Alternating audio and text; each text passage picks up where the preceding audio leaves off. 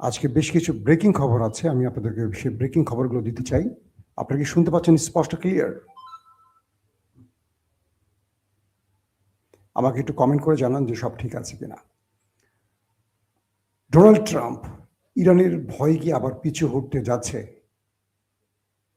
সব ঠিক আছে, কমেন্ট আসছে অনেকগুলো, আমি দেখতে পাচ্ছি। আমাকে জানাবেন আপনারা শুনতে পাচ্ছেন, দেখতে পাচ্ছেন। ওকে, প্রথম বিষয় হলো যে গত 3 দিন আগে আমি আপনাদের খবর দিয়েছিলাম যে আমেরিকা আক্রমণ করতে যাচ্ছে ইরানে, কিন্তু হঠাৎ করে সেই আমেরিকা হঠাৎ করে পিছু হটলো। কোন একটি অদৃশ্য কারণে আমেরিকা পিছু হটেছে। এরপর আমেরিকার সাথে ইসরায়েলের দূরত্ব বেড়ে যায়। কিন্তু ডোনাল্ড ট্রাম্প নাছোড়বান্দা, তিনি যুদ্ধটা করবেন। তিনি বারবার তার সেনা জেনারেলদের ডাকছেন, মিটিং করছেন কিভাবে ইরানের উপর প্রতিশোধ নেওয়া যায়। কারণ ইরান ছোট দেশ, আমেরিকা বড় দেশ। বড় দেশের কাছে ছোট দেশ কেন হার মানছে না, কেন নতি স্বীকার করছে না? কিন্তু ইরানের ইতিহাস বলে ইরান তো আমেরিকার আগে জন্ম নিয়ে একটি দেশ। তাদের ইতিহাস বলে তারা কখনো কারো কাছে নতি স্বীকার করেনি, সেটা ভালো হোক আর খারাপ হোক, বাট ইতিহাস বলে নতি স্বীকার করেনি। এখন কি হবে? আমি আপনাদেরকে একটা ছবি দেখাই। প্রথম একটা ছবি আপনারা আমার স্ক্রিনে দেখতে পাচ্ছেন। এই যে ভদ্রলোকে দেখতে পাচ্ছেন, তিনি সিআইএ প্রধান, মার্কিন যুক্তরাষ্ট্রের যে সিআইএ তাদের এজেন্সি বা গোয়েন্দা বাহিনী, তার সাবেক প্রধান। তার নাম হলো ডেভিড প্যাট্রিয়াস। তিনি আজকে আমেরিকার প্রেসিডেন্ট ডোনাল্ড ট্রাম্পকে বলেছেন যে আপনি এই যুদ্ধটা করবেন না, কারণ এই যুদ্ধটা আমেরিকার জন্য কোনো রেজাল্ট বয়ে আনবে না। এই যুদ্ধটা আমেরিকার জন্য কেবল ধ্বংস আনবে। তিনি তার অভিজ্ঞতা থেকে বলছেন যে তিনি যেহেতু আমেরিকার সবচেয়ে বড় গোয়েন্দা বাহিনীর প্রধান ছিলেন, তিনি বলছেন যে আমি যতটুকু জানি আমাদের পূর্বের অভিজ্ঞতা আর ইরানের অভিজ্ঞতা এক হচ্ছে না।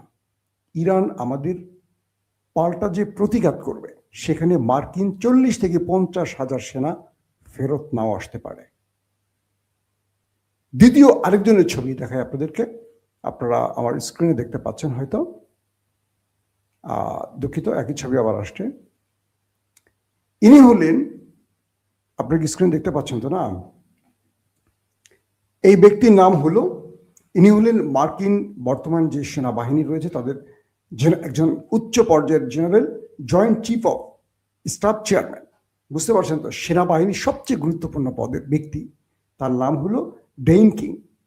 এই ডেইন কিং, যিনি সম্প্রতি এই কয়েক মাস আগের কথা, যে ভেনেজুয়েলার প্রেসিডেন্ট মাদুরোকে তুলে নিয়ে গেছিল আমেরিকা একটি অপারেশন চালিয়ে, সেই অপারেশনের প্রধান ছিলেন এই ডেইন কিং।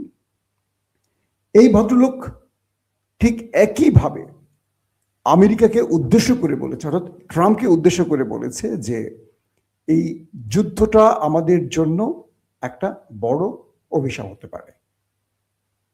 অর্থাৎ তিনি বলছেন যে আমি ভেনেজুয়েলায় যে অপারেশন করেছিলাম তার আগে যে হোম ওয়ার্ক করেছি, সেখানে আমাদের সম্ভাব্য বিজয়ের প্রত্যেকটি বিষয়ের ইঙ্গিত পেয়েছি। কিন্তু ইরানের ব্যাপারে আমরা যে তথ্য পাচ্ছি, এই তথ্য বলছে আমরা ইরানে পরাজিত হতে যাচ্ছি। আমাদের জয়ের সম্ভাবনা মাত্র 10 থেকে 15%। তো এই 10 থেকে 15%-এর সম্ভাবনা নিয়ে আমরা কি করে লড়াইটা করব? এই দুজন হাই অফিসিয়াল শুধু নয়, আজকে আমেরিকার বড় বড় জেনারেলরা ট্রাম্পের সাথে বৈঠক করেছেন এবং তারা প্রত্যেকে ট্রাম্পকে বলেছেন যুদ্ধটা না করতে। কিন্তু ট্রাম্প বান্দা নাছোর, তিনি মিস্টার নেতানিয়াহুর আহ্বানে যুদ্ধটা করতে চাইছেন। আজকে মার্কিন বড় বড় গণমাধ্যম, Wall Street journal, financial time এবং আরো বেশ কিছু গণমাধ্যম প্রকাশ্যে যে সংবাদগুলো দিচ্ছে, আমেরিকা বড় বিপর্যয়ের দিকে যাচ্ছে ডোনাল্ড ট্রাম্পের ঘাটতাড়ামির জন্য। অর্থাৎ ডোনাল্ড ট্রাম্প যদি এই যুদ্ধটা করেন, শেষ পর্যন্ত তারা সোভিয়েত ইউনিয়নের রূপ নিতে পারে। কে বলছে? এটা সিআইএ প্রধান, যার নামটি একটু আগে আমি আপনাদের বললাম, ডেভিড প্যাট্রিয়াস। তিনি বলছেন যে এই যুদ্ধটা যদি আমেরিকা শুরু করতে চায়, হতে পারে এটা সোভিয়েত ইউনিয়নের পরিণতি আমাদের আসতে পারে, ভোগ করতে হতে পারে। তার মানে হলো আমরা এই যুদ্ধটা থেকে বড় কিছু পাবো না। তাদের এই পুরো আজকে যে মার্কিন জেনারেলরা ট্রাম্পের সাথে বৈঠক করলেন, সে বৈঠক থেকে যে বিষয়গুলো উঠে এসছে, আমি আরো আপনাদের ধারাবাহিক দিচ্ছি, কয়েকটা প্রেক্ষাপট আলোচনা করব এই আলোচনার মধ্যে। একটা প্রেক্ষাপট হলো, ট্রাম্প চাইছেন যুদ্ধটা করতে। তিনি বলছেন যে আমার ডিপ স্টেটের চাপ আছে, ইসরায়েল লবির চাপ আছে, যুদ্ধটা আমাকে করতে হবে।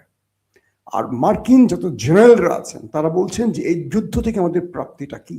প্রথম, আমরা আফগানে জয়ের সম্ভাবনা নিয়ে নেমেছি, 20 বছরেও জয় নিয়ে ফিরতে পারিনি। আমরা ভেনেজুয়েলায় মাদুরোকে তুলে আনতে পেরেছি, এটা শুধু আমাদের বিজয়। সিরিয়া থেকে আমরা বিজয় পেয়েছি, ইরাকে আমাদের বিজয়টা কি ছিল, এই বিষয়গুলো আসছে। তারপর তারা বলছেন যে আমরা যতটুকু জানি আমাদের তথ্যের আলোকে মিস্টার ইরানের সর্বোচ্চ নেতা আলী খামেনি তিনি এই যুদ্ধে কারবালাকে ফলো করছেন। বুঝতে পারছেন বিষয়টা? আমি আরেকটু খোলামেলা আপনাদের বুঝায় বলি। অর্থাৎ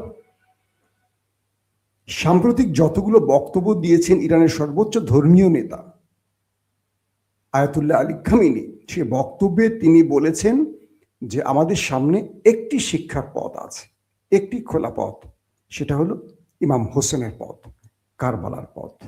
কারবালায় জালিমের বিরুদ্ধে দাঁড়িয়েছিল হযরত মুহাম্মদ সাল্লাল্লাহু আলাইহি সাল্লামের নাতি ইমাম হোসেন, এবং সেখানে তিনি মৃত্যুবরণ অর্থাৎ শাহাদাত পর্যন্ত দাঁড়িয়েছিলেন এবং শাহাদাত বরণ করেছেন পুরো পরিবার সহ।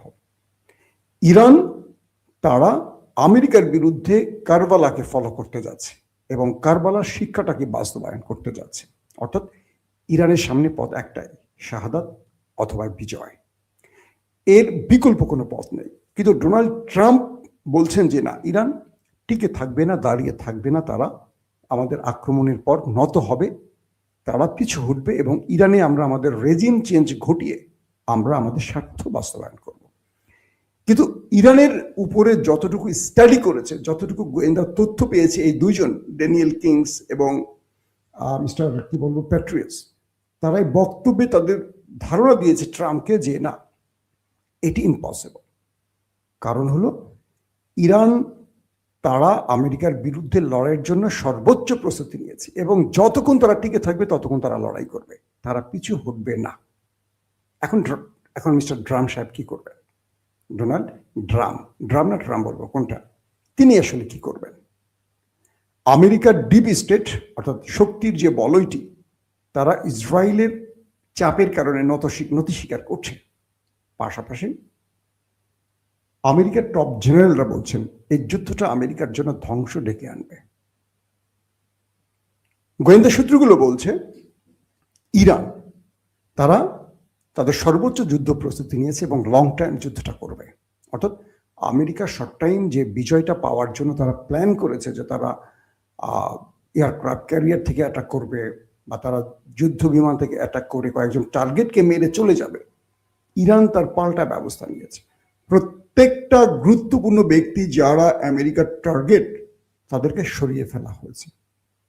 বলা হচ্ছে কেউ কেউ ইরানের প্রতিবেশী দেশেও চলে যেতে পারে, চলে গেছে কিনা কনফার্ম না, চলে যেতে পারে বলা হচ্ছে আলী খামেনি, তার পরিবার এবং তিনি তার দ্বিতীয় ব্যক্তি মানে তার স্থলাভিষিক্ত যাকে করেছেন তাকে সরিয়ে ফেলা হয়েছে অন্য স্থানে। অর্থাৎ খামেনির যদি কোনো কারণে কোনো ঘটনা ঘটে, দ্বিতীয় ব্যক্তি কে হবে, তার কিছু হলে তৃতীয় ব্যক্তি কি হবে, এই ধারাবাহিকতা রক্ষা করে সেখানে দায়িত্ব অর্পণ করা হয়েছে। এটা সে মিটিং মানে মার্কিন প্রেসিডেন্টের সে বৈঠক থেকে উঠে এসছে। তার মানে তারা বলছেন ইরানের প্রস্তুতিটা হলো তারা ছাড়বে না। এখন আমেরিকা কি লং টার্ম এই যুদ্ধটা করবে? ইতিমধ্যে আমেরিকার অর্থ ব্যবস্থা কিন্তু নাজুক, আমেরিকার ভেতরে বেকারত্বের সংখ্যা বাড়ছে। এই অবস্থায় আমেরিকা এই যুদ্ধ থেকে কি নেবে? ইরানের তেল গ্যাস বিজয় পেলে তো নেবে, যদি বিজয় না পায় তখন কি হবে? এখন তারা বলছেন যে আমাদের জন্য এটা সোভিয়েত ইউনিয়নের পরিণতি আসতে পারে। সোভিয়েত যেভাবে ভেঙে টুকরো টুকরো হয়ে গেছে, আমেরিকা তার পুরো পৃথিবীতে যে তাদের যে সুপার পাওয়ার বা সুপার পাওয়ারের যে ক্ষমতাটা ধরে রেখেছে, এইটা এই ধাক্কা ইরানের সাথে লড়াইতে এটা হারিয়ে যেতে পারে। কারণ ইরানে তারা পরাজিত হলে পুরো পৃথিবীতে তারা যে শক্তিটা তৈরি করে পুরো পৃথিবী কন্ট্রোল করছে, এই কন্ট্রোল তাদের হাতছাড়া হয়ে যাবে।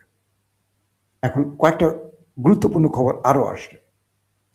মার্কিন যুক্তরাষ্ট্র গত 3-4 দিন আগে আক্রমণ করতে গিয়েও আক্রমণটি করে নাই কেন? এই ব্যাপারে কয়েকটি তথ্য এসছে, গোয়েন্দা তথ্য এরকম যে আমেরিকা আক্রমণ করবে যে টার্গেটগুলোতে, অর্থাৎ তারা যে টার্গেটগুলো ঠিক করেছে। প্রথম আপনাদের মনে আছে ইরান ইসরায়েলের 12 দিনের যুদ্ধে প্রথম কয়েক ঘন্টা ইরানকে একেবারে ভেঙে চুরমার করে ফেলেছিল দখলদার দেশটি। তো এবারও তারা সেই টার্গেট ঠিক করেছিল যে কোথায় কোথায় তারা টার্গেটে আক্রমণ করবে, এবং এই আক্রমণের আগে ইরানের থাকা আকাশ প্রতিরক্ষা সিস্টেম বা ইরানের প্রতিরক্ষা ব্যবস্থাকে তারা আগে অকার্যকর করার চেষ্টা করেছিল, কিন্তু তারা ইরানের সেই সিস্টেমকে অকার্যকর করতে পারেনি।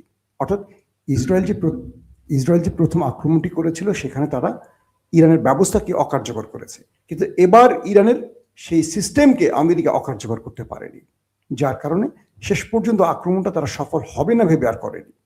কিন্তু এই মুহূর্তে যে বিষয়টি তৈরি হচ্ছে, ইরান একটা লং টাইম যুদ্ধের জন্য প্রস্তুতি নিয়েছে, এবং মার্কিন সেই জেনারেলরা বা সিআইএ প্রধানরা বলছেন যে আমাদের 40 থেকে 50 হাজার সেনা রয়েছে ইরানের আশপাশে।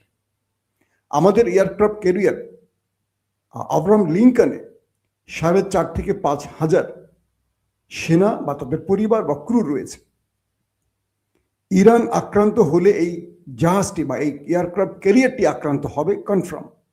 এদের নিরাপত্তা আমেরিকার প্রেসিডেন্ট আপনাকে দিতে হবে। এবং ইরানের আশপাশে মধ্যপ্রাচ্যে আমাদের যতগুলো ঘাঁটি আছে 40-50 হাজার সেনা আমাদের সেখানে অবস্থান করছে। এরা কেউ কি বেঁচে ফিরতে পারবে? ইরান কি কাউকে ছাড় দেবে ইরান আক্রান্ত হলে? এই বিষয়ে আপনাকে কনফার্ম করতে হবে।